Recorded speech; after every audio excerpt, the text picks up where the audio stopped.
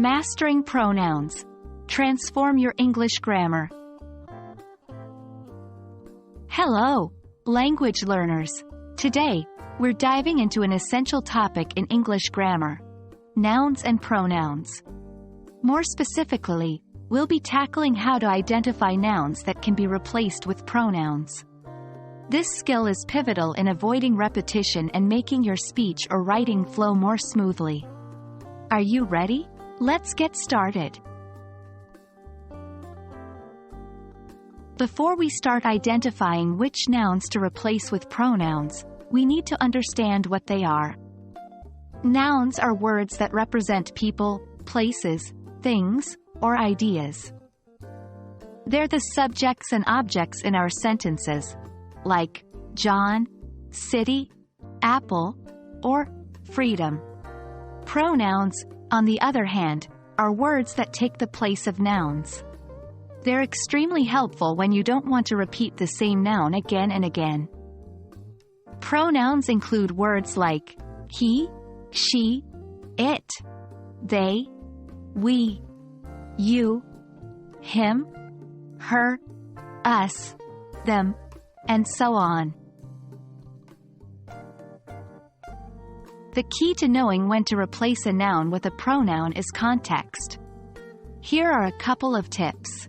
1. Have you mentioned the noun before? Pronouns replace nouns that the listener or reader already knows about. If you've introduced a person or thing in a previous sentence, you can replace it with a pronoun in the next. 2. Is the noun's identity clear? If you're using a pronoun, your audience should be able to tell what or who it refers to. Avoid using pronouns when the reference isn't clear. Let's look at an example. Original: John is my friend. John loves to play soccer. Here, John is repeated, which sounds a bit awkward. Since we've already introduced John in the first sentence, we can replace it with a pronoun in the second sentence. Revised: John is my friend. He loves to play soccer. See how he takes the place of John in the second sentence. That's what we're aiming for. Now that we've grasped the basics, let's put this into practice. I'll give you some sentences, and your task is to identify the noun that can be replaced with a pronoun in the following sentence. Remember the tips we discussed? 1. Laura is a great artist. Laura's paintings are very colorful. 2. I love my dog. I take my dog to the park every day. 3. Our teacher gave us homework. The homework is due tomorrow. Work through these and see how smoothly you can make the sentences flow with the use of pronouns.